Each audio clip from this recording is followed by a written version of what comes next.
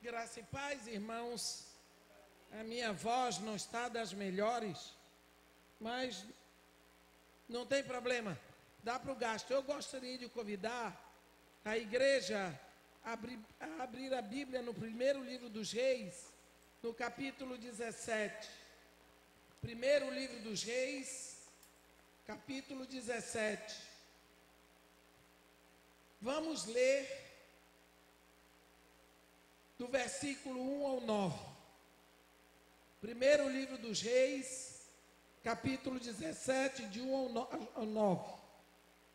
Então Elias, o tesbita, dos moradores de Gileade, disse a Acabe: tão certo como vive o Senhor Deus de Israel, perante cuja face estou, nem chuva, nem orvalho, nem chuva haverá nestes anos, segundo a minha palavra.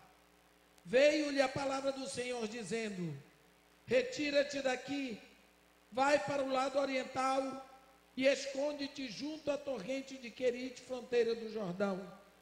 Beberás da torrente, e ordenei aos corvos que ali mesmo te sustentem. Foi, pois, e fez segundo a palavra do Senhor. Retirou-se e habitou junto à torrente de Querite, fronteira ao Jordão. Os corvos lhe traziam pela manhã pão e carne, como também pão e carne ao anoitecer, e bebia da torrente. Mas passados dias, a torrente se secou, porque não chovia sobre a terra. Então lhe veio a palavra do Senhor dizendo: dispõe-te e vai a Sarepta, que pertence a Sidom. Demora-te ali onde ordenei a uma mulher viúva que te dê comida. Então ele se levantou e se foi a Sarepta. Amém. Quando nós vemos aparecer Elias, o grande Elias, no contexto bíblico, é exatamente aqui no capítulo 17 de 1 de Reis. Aparece Elias, nós só sabemos que ele era de Tesbe, de Gileade. Ninguém sabe o nome do pai, da mãe, nada mais sobre ele. É um personagem assim, sem genealogia. E Elias aparece no momento horrível do declínio espiritual de Israel. Acabe, o rei de Israel, tinha casado com Jezabel, uma mulher que era sacerdotisa de Baal. Ela era filha de Etbaal, rei do Tiro, sacerdote de Astarote. Essa mulher vem para Israel trazendo todo o equipamento espiritual que ela tinha, toda a macumba veio com ela, e ela veio determinada no ministério de implantar a adoração a Baal dentro de Israel. E quando ela chegou, ela não brincou, ela foi ordenando a matança de todos os profetas de Deus. Por quê? Eu acho incrível como essa gente do mal sabe de coisas que a Bíblia ensina e nós não acreditamos. Ela sabia que se o povo não ouve a palavra de Deus, o povo morre espiritualmente. E a única forma naquela época do povo não ouvir a palavra de Deus é se não tivesse quem pregasse a palavra de Deus. E quem pregava a palavra de Deus eram os profetas. Então ela começou a ir matando todos os profetas de Deus. Todos. Ela ordenou a matança de todos os profetas de Deus. Mas Logicamente, ela não conseguiu matar todos, está aqui Elias. E o povo, então, por causa disso, começou a seguir aos Baalins, começou a adorar a Baal e aos postes ídolo. Então o povo todo se desviou para o lado do diabo, deixou Deus. Ora, quantas coisas Deus já tinha feito pelo seu povo? Deus já tinha dirigido esse povo, eles já tinham aliança com Deus, eles já tinham uma terra prometida. A terra já estava para eles. Deus já tinha sustentado esse povo, mandado reis, mandamentos, porque amava esse povo. Quantas vezes Deus declarou o seu amor por Israel? Isso doeu no coração de Elias, porque Elias viu que estava doendo no coração de Deus. E quando a dor do coração de Deus, ela vem no coração de determinadas pessoas na terra, essas pessoas começam a tomar providências para que Deus receba toda a glória. E foi isso que aconteceu com Elias. Elias queria Israel de volta para Deus, porque é o que Deus queria. Elias queria o povo de Israel de volta para Deus, porque era o que Deus queria. Então ele se incumbe disso. Ele vai ao rei Acabe e diz: rei, Deus em cuja presença eu me encontro, diz que nem chuva nem orvalho cairão sobre esta terra por 3 anos, segundo a minha palavra. Ora, isso era uma forma do rei saber que estava agindo com Deus, que é o Deus que tem em si todo o poder para criar. E Deus então disse para ele: sai daqui, vai para o lado oriental e esconde-te junto à fonte de Querite, fronteira ao Jordão. Beberás da torrente, e ordenei aos corvos que ali mesmo te sustentem. Pronto. Agora, o objetivo de Elias é que Israel volte para Deus. Deus vai dizer para ele qual é o caminho. Deus vai preparar Elias para isso. Quantas vezes nós também queremos o Brasil para Deus? Nós queremos o Brasil uma nação rendida aos pés de Jesus. Todo mundo quer.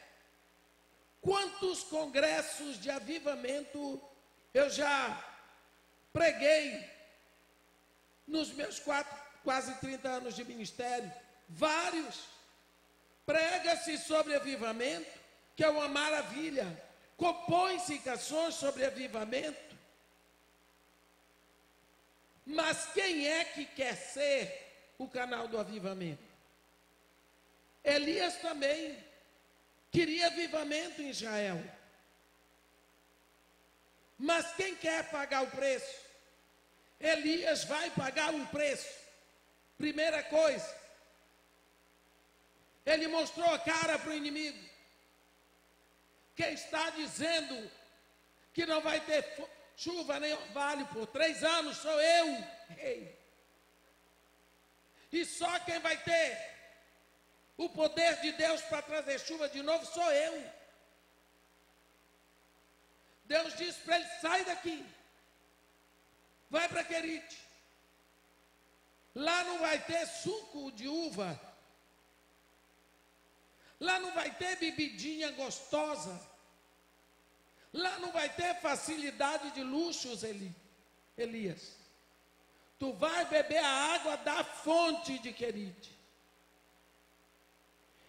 E eu ordenei aos corvos que ali mesmo te sustentem. Não se sabe como era a morada de Elias, mas Elias deixou família, se é que ele tinha, casa, se é que ele tinha, todo o conforto, e foi se isolar junto a uma fonte. Mais de um ano, meus irmãos. Primeira coisa, Deus disse: ordenei aos corvos que ali mesmo te sustentem. O corvo é uma ave imunda.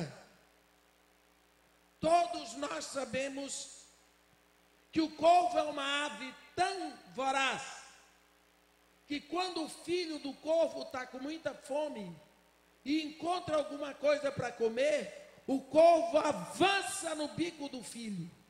O filho morre de fome, mas ele toma a comida para ele. Então, o corvo é um animal que não dá comida a ninguém, nem para o próprio filho. Todas as vezes que o corvo chegava lá de manhã, com pão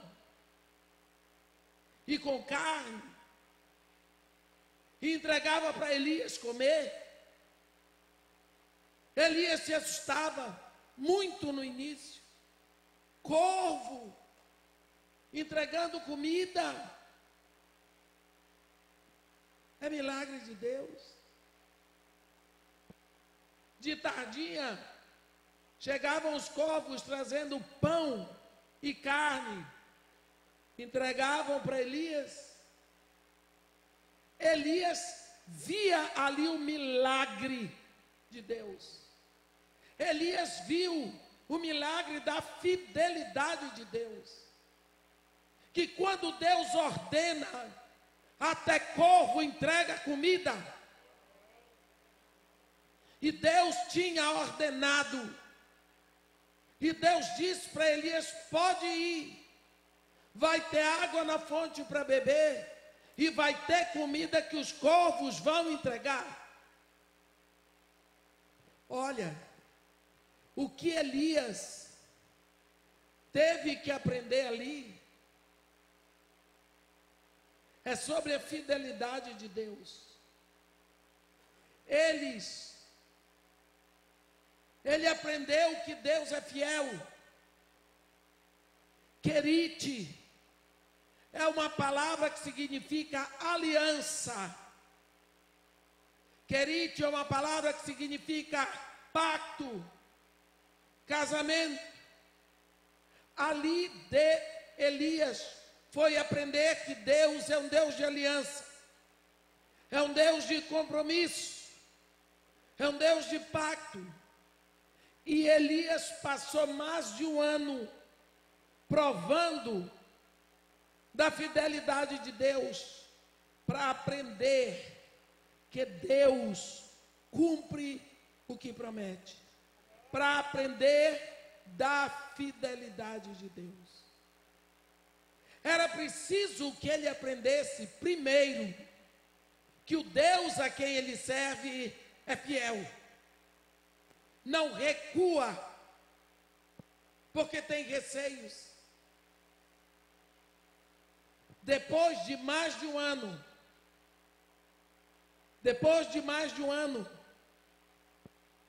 vem de novo a palavra de Deus. Por quê? Porque não chovia na terra, a fonte de Querite se secou.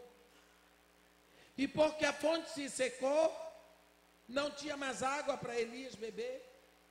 E Deus diz para ele: olha, dispõe-te, vai a Sarepta, que pertence a Sidom, e demora-te ali, onde ordenei uma mulher viúva que te dê comida.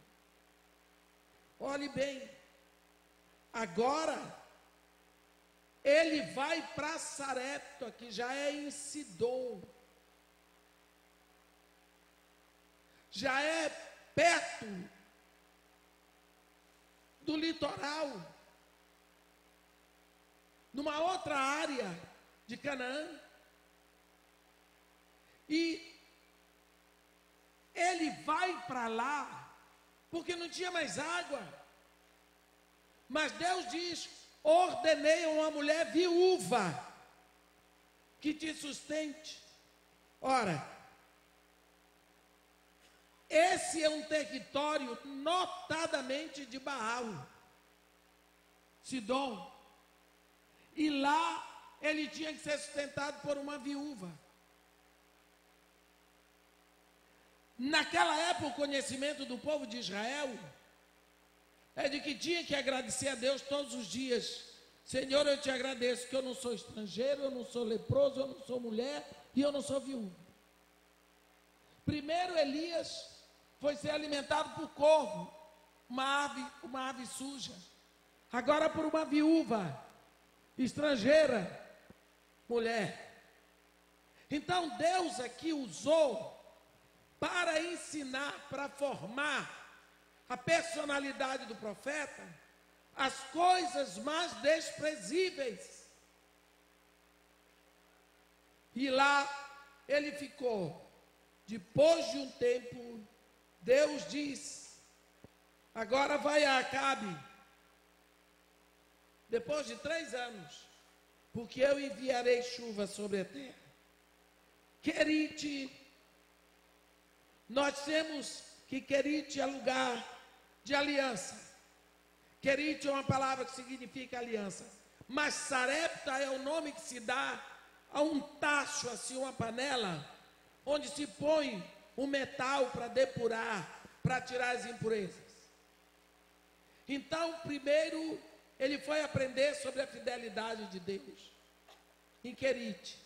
Em Sarepta, ele foi a ser purificado.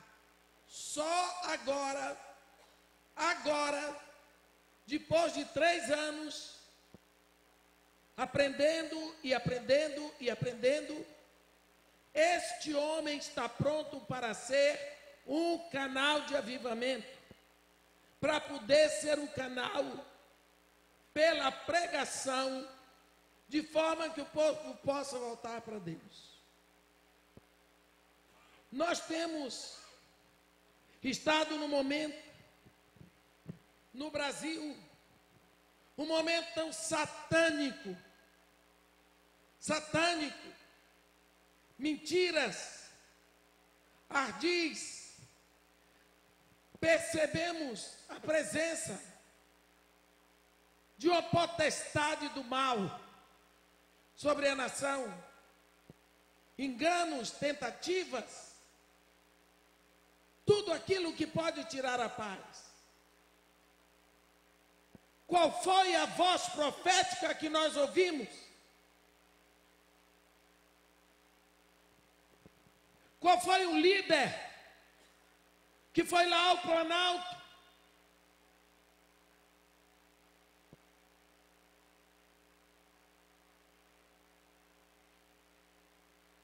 Elias foi a Acabe. Nem chuva, nem orvalho cairão sobre esta terra durante 3 anos, a não ser segundo a minha palavra. Esta é a palavra de um homem que sabia Deus a quem ele servia. Porque hoje nós não temos esse poder. Todas as pessoas chorando, os desempregados, os estudantes, um caos estabelecido. Qual é a voz profética?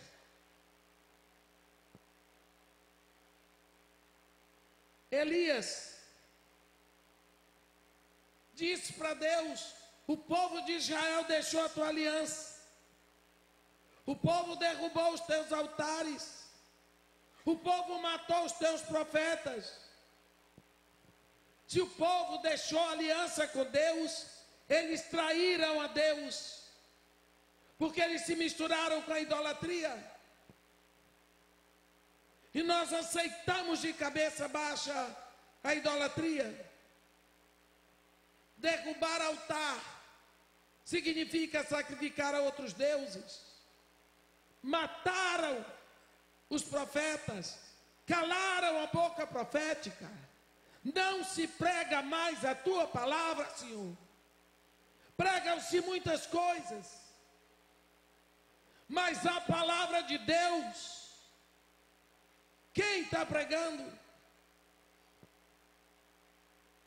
Porque se pregar a palavra de Deus, as pessoas sabem que não dá ibope.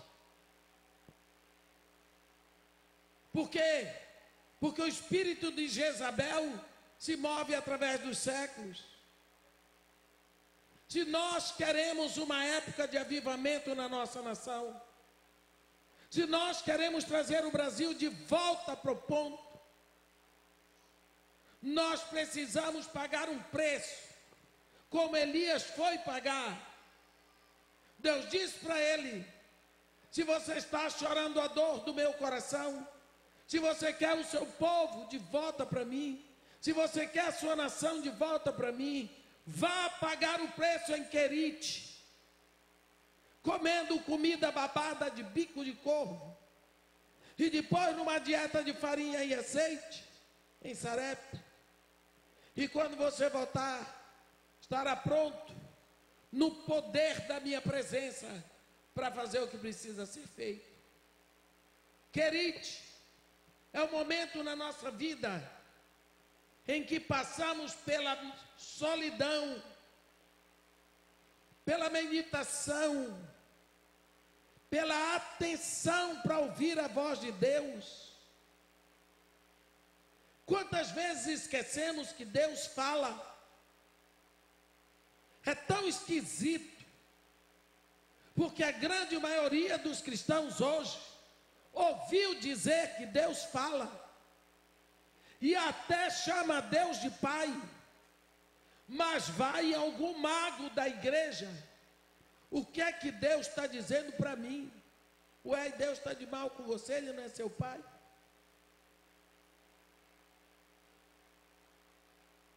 Deus fala. Quando Deus chamou Abraão, Deus não disse para Abraão: você deixa a sua terra, sua parentela, a casa do seu pai, vai para tal lugar, vai para uma terra que eu vou lhe mostrar. Como? Se quiser ouvir, fique atento, vou lhe dizer qual é a terra. Vá para uma terra que eu te mostrarei. Abraão pegou a mulher, sobrinho, os rebanhos, e partiu de Ur dos Caldeus. Foi embora, armando e desarmando tenda pelo deserto de Abadã, não sei quantos meses ou anos. Todos os dias, com a atenção auditiva voltada para uma voz que ia falar com ele. Ele não sabia qual era a terra. Então ele desenvolveu o hábito de estar atento à voz. Até que lá um dia Deus disse: Abraão, eis-me aqui, Senhor, esta é a terra, que sob juramento eu dou a ti e a tua descendência para sempre. Pronto, ele ouviu. Desenvolver uma atenção auditiva voltada para a voz de Deus. Irmã, a senhora é doida? Sou. Qual é o problema? Sou doida. Eu quero saber se alguém pode andar com Deus se não for doido. Tem que ser doido. Deus fala, fala, Ele não é mudo. Mas dá para ouvir. Ele seria louco de falar se não tem quem ouça. Quantas vezes você foge tanto de ouvir a voz de Deus, que Deus vai ter que botar você numa armadilha. Lá, no livro do profeta Oséias, Israel estava pintando a droga. Deus mandava profeta e ele não estou nem aí. Deus disse para ele: abre, Israel. É assim? capítulo 2 do livro do profeta Osés, versículo 14. Pois eis que eu te atrairei, e eu te levarei para o deserto, e falarei mansamente ao teu coração. Misericórdia. Tirarei da tua boca o nome dos balins. Lá serás obsequiosa para mim comigo, como foste nos dias em que te tomei pela mão e te tirei da terra do Egito. Lá no deserto não me chamarás mais meu Baal, vai me chamar meu marido. Sabe o que é isso? Enquanto a gente está com dinheiro, com saúde, com juventude, como se diz, bala na agulha, para que Deus já me abençoou, bacana, já estou abençoado, não preciso mais nada. Então para que Deus? Só para atrapalhar? E você não tem tempo para ouvir a Deus. Mas Ele pode lhe chamar para o deserto, meu irmão. Deserto é lugar de dor. Deserto é lugar de dificuldades. No deserto muitos desistem, alguns morrem. Deserto. Deserto pode ser o desemprego, uma falência financeira, um acidente, divórcio. Isso tudo é deserto. No instante as pessoas lembram de Deus. Porque, lembrou de mim. Estou bem, no deserto. Quantas vezes o povo de Israel, Deus estava mandando boa colheita de uvas. Olha o que Baal nos dá. Campos amarelinhos de trigo. Olha o que Baal nos dá. Baal é o Deus de Canaã. O Deus de Abraão é Deus do deserto. Mandava aquele maná todos os dias. Que coisa enjoada. Quando Deus tirou o trigo, porque não era Baal que dava, era Deus. E agora? Chama por Baal. Quando Deus tirou as grandes plantações de uva, mas era Baal que dava. Era eu, vocês tributavam a Baal. Sua empresa vai muito bem.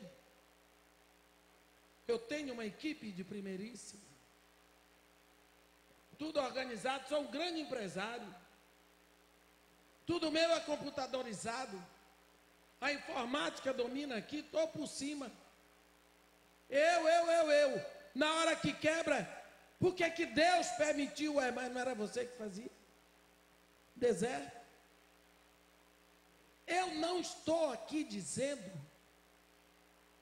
que você deve deixar de trabalhar. Só estou dizendo que a glória é para Deus.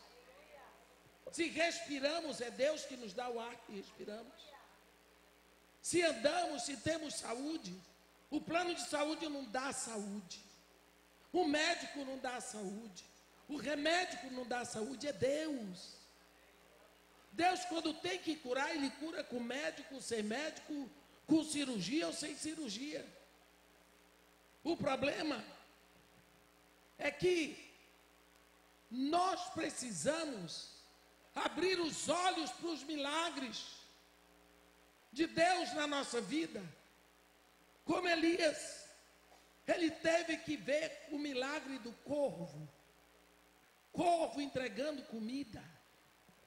É milagre. Só Deus pode mandar. Milagre.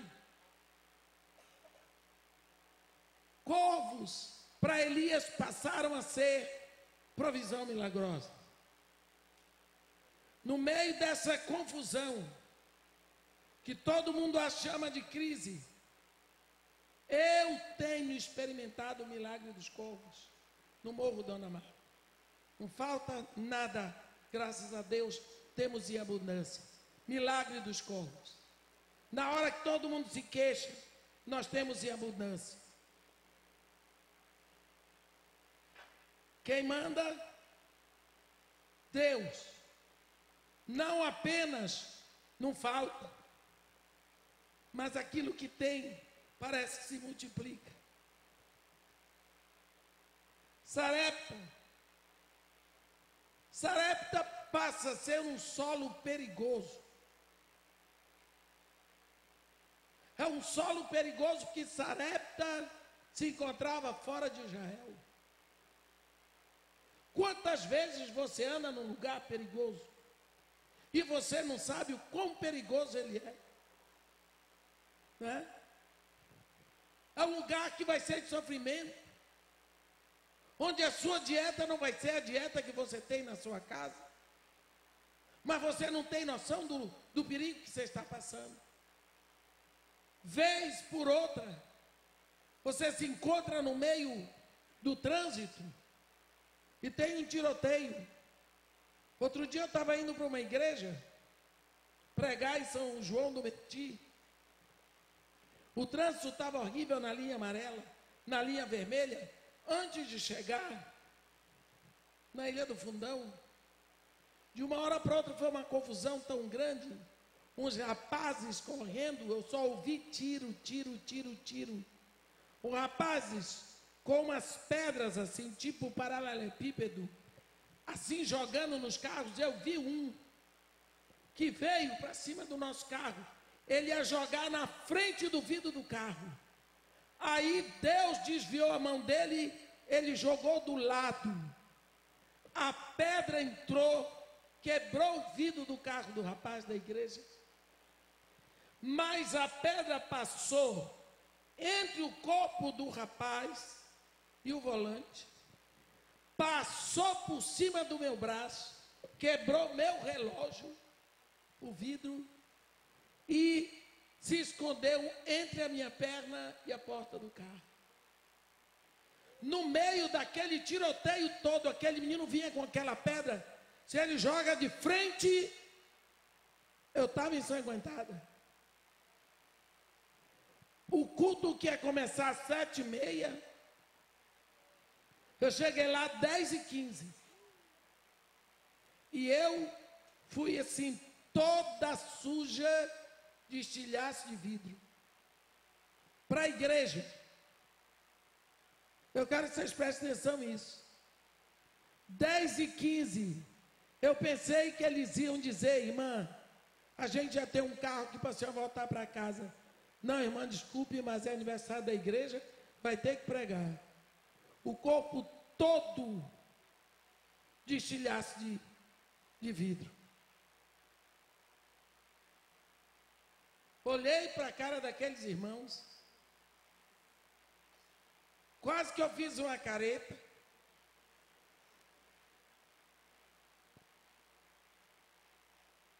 Preguei, cheguei em casa depois de meia-noite, para tirar os pedacinhos de vidro.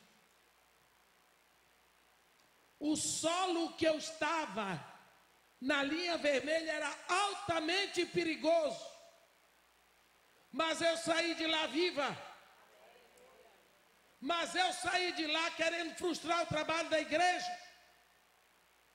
Deus tinha me abençoado, eu queria camuflar o trabalho. Em vez de chegar lá e dizer: irmã, vamos fazer vigília a noite toda. Viu como nós podemos ser cegos? Não vê a bênção de Deus? O milagre que aconteceu era para ter pregado a noite toda. Somos tão pequenos. O solo era perigoso. E quando o solo é perigoso, que é o solo de Sarepta, a dieta é rigorosa. Farinha de trigo com azeite, misericórdia. E nós reclamamos tanto da comida.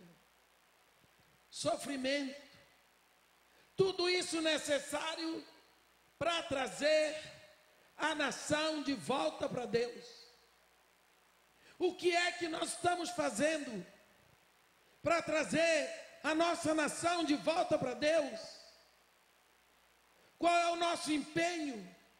O quanto isso tem nos custado? Quanto tem custado para nós trazer a nossa família de volta para Deus? Às vezes, o máximo que nós estamos fazendo é levá-los à igreja. Quando Elias volta,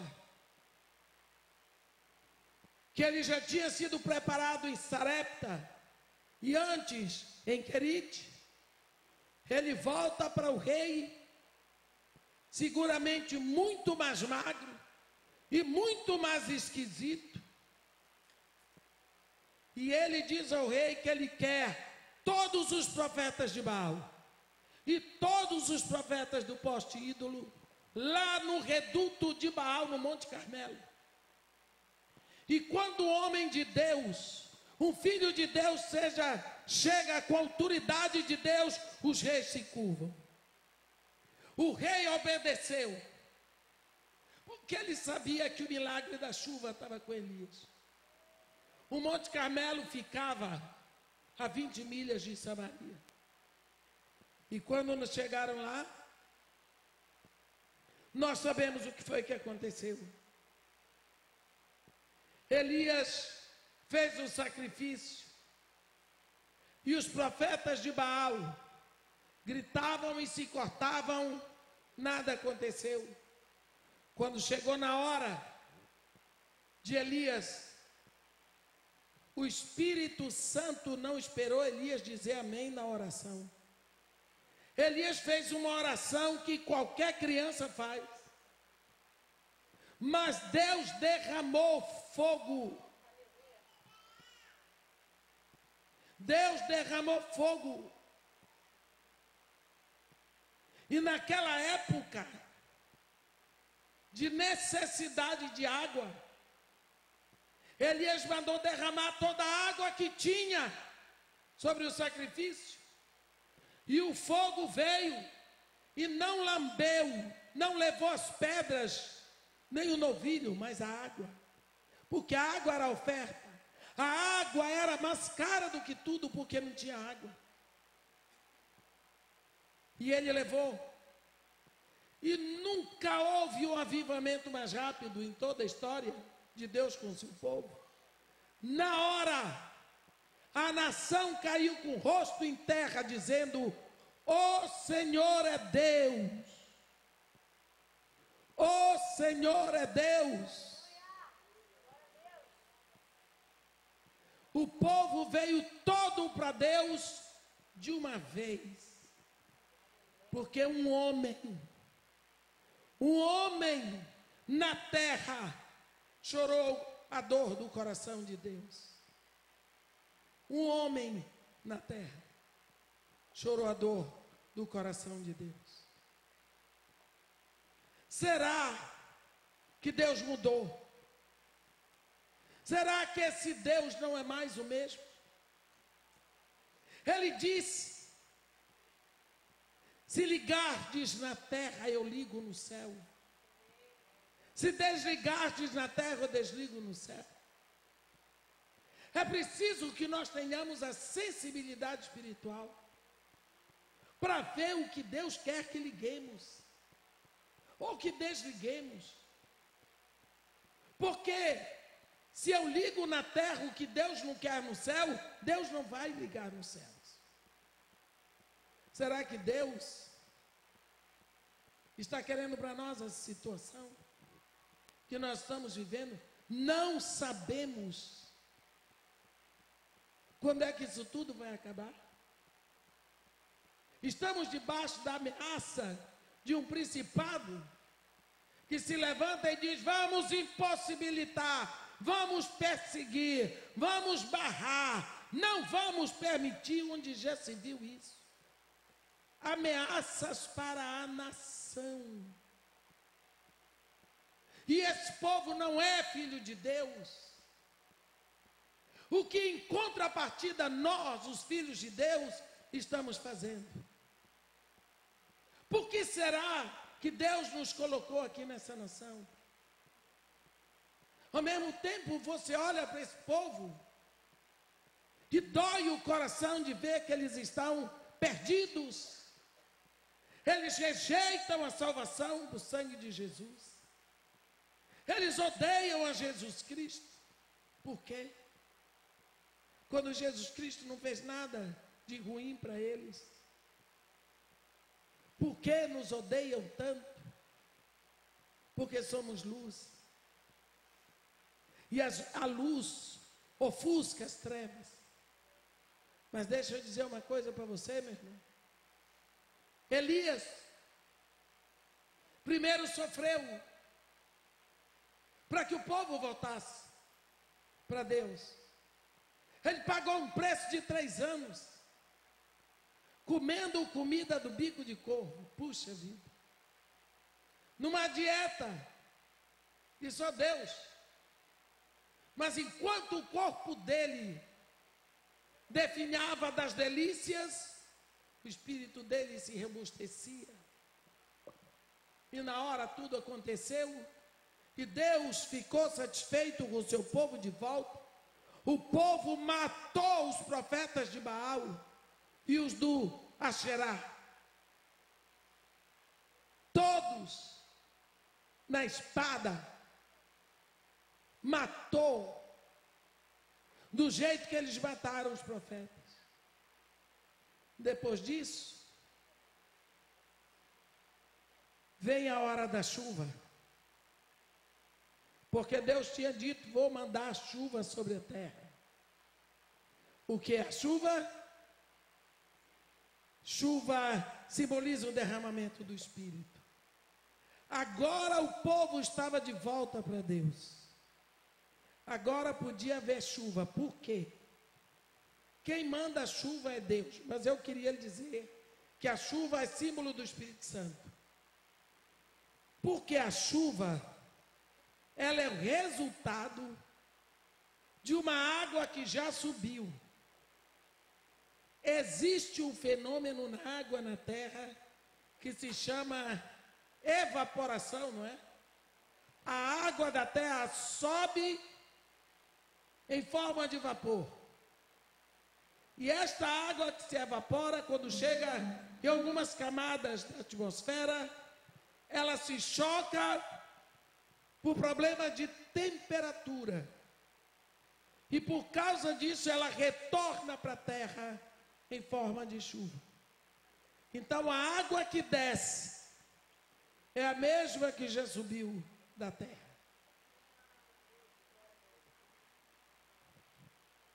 Quando, no capítulo 8 de Apocalipse, a Bíblia diz: quando o Cordeiro abriu o 7º selo,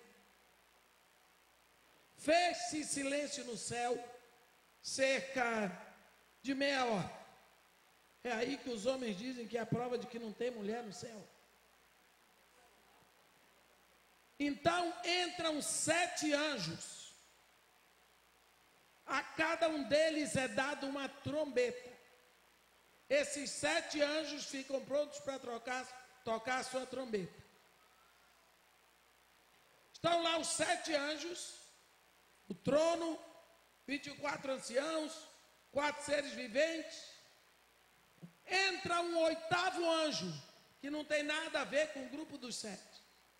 Esse 8º anjão entra com um turíbulo, um incensário de ouro na mão. Ele pega a brasa viva do altar, coloca dentro do turíbulo, e ali dentro estão as orações dos santos. A Bíblia diz que foi dado ao anjo muito incenso para oferecer com as orações dos santos. Então, esse anjo incensa, perfuma à frente do trono de Deus com as nossas orações. Depois, ele pega o incensário e atira para a terra.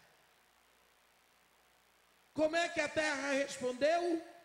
Vozes, trovões, gritos, terremoto. A sua oração que subiu em silêncio, agora ela volta do céu fazendo barulho na terra. a terra responde a sua oração purificada nos céus. Isso se chama o devolver, a descida do que Deus manda para a terra por causa das suas orações. Porque Deus faz um trabalho em conjunto com a sua igreja aqui na terra. Quando o rei Josafá e outros reis estavam numa guerra, acabou a água. Acabou a água.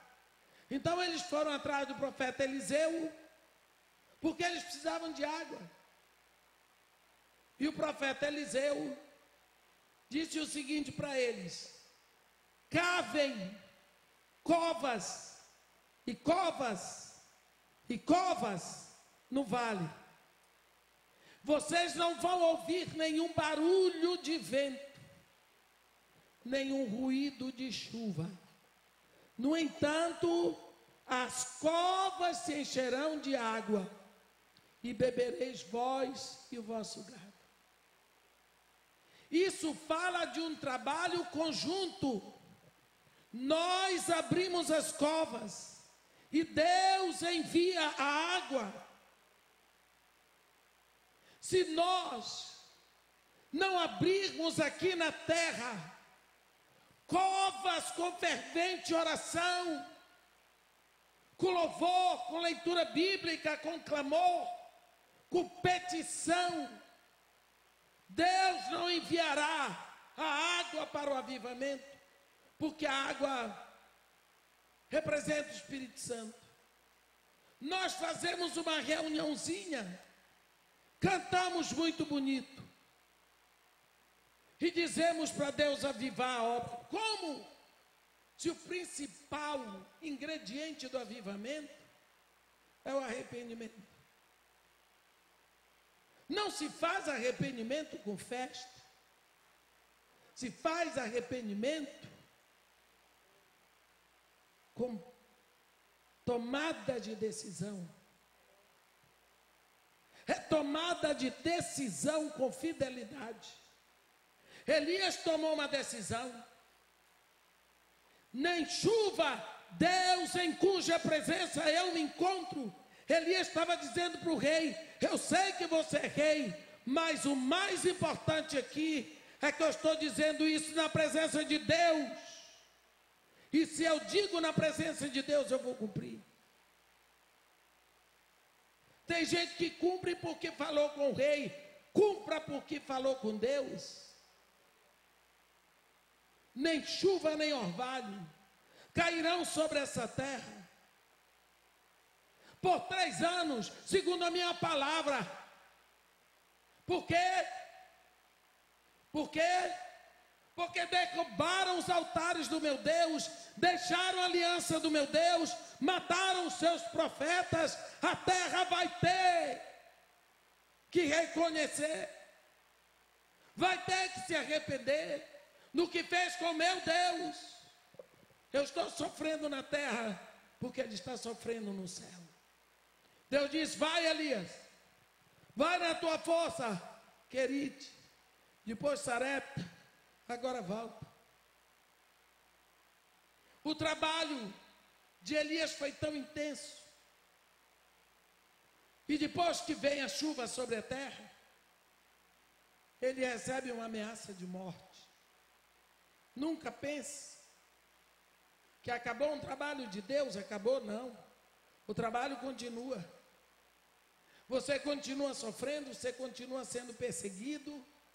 Enquanto nós estivermos aqui nesse planeta, nós vamos estar numa caminhada. Dias mais fáceis, dias mais difíceis, para uns melhores, para outros piores, mas Deus vai estar sempre ao nosso lado como um poderoso guerreiro. É preciso que saibamos, se queremos uma nação para Deus, uma nação santa, é preciso que nós nos dediquemos a isso, porque Deus tem um povo aqui no Brasil Deus tem uma igreja aqui no Brasil. Deus prometeu a Abraão que não ia destruir Sodoma e Gomorra, se tivessem 10 justos. Mas Deus não vai destruir o Brasil. Por quê?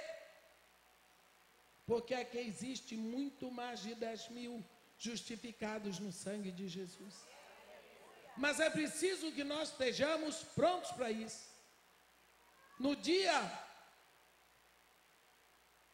da votação lá da Câmara, tinham lugares que não se podiam subir em Brasília por causa dos despachos de macumba. A turma que eu pertenço, de intercessão, me disse: eu não sei como é que está hoje, mas é preciso que você saiba que não adianta macumba daqui ou dali. Se tem uma igreja orando, é o suficiente. Eu sei que tem gente que foi para Brasília para isso, me convidaram. Eu disse, não vou porque tem gente lá que eu conheço, a turma que está lá orando. Eu não conheço nem 1% do povo que está orando lá em Brasília. Mas eu sei que tem gente hoje que está em jejum e oração pelo Brasil, para que não se cumpra o que o inferno está mandando. Meus irmãos, o que o inferno está mandando para os nossos lares, para os nossos jovens, é coisa que só o inferno pode mandar. Mas parece que nós estamos bêbados, embriagados. Nós estamos achando que é um simples impeachment. Não, a cabeça da nação está ferida. O ódio está exposto. O espírito de vingança está entronizado. É preciso que nós saibamos que nós estamos lidando com forças espirituais do mal. Então, é preciso que nós sejamos revestidos de toda a armadura de Deus para essas horas. Deus está interessado na nossa família, na nossa casa, na nossa vida, no futuro desta nação. É preciso que nós olhemos as coisas do ponto de vista de Elias. Eu estou aqui para fazer alguma coisa. Elias não contou quantos profetas iam fazer. Ele sabia, na cabeça dele, ele era o único profeta que ficou. É preciso que você ficasse como se você fosse o único filho de Deus a orar aqui na terra. Sabe quando Deus diz, por boca do profeta Isaías, sobre os teus muros, ó Jerusalém, coloquei guardas que não se cansam de vigiar nem de dia nem de noite. Ó vós que fareis lembrar do Senhor, não descanseis, nem deis a ele descanso, até que restabeleça Jerusalém e a coloque por objeto de louvor na terra.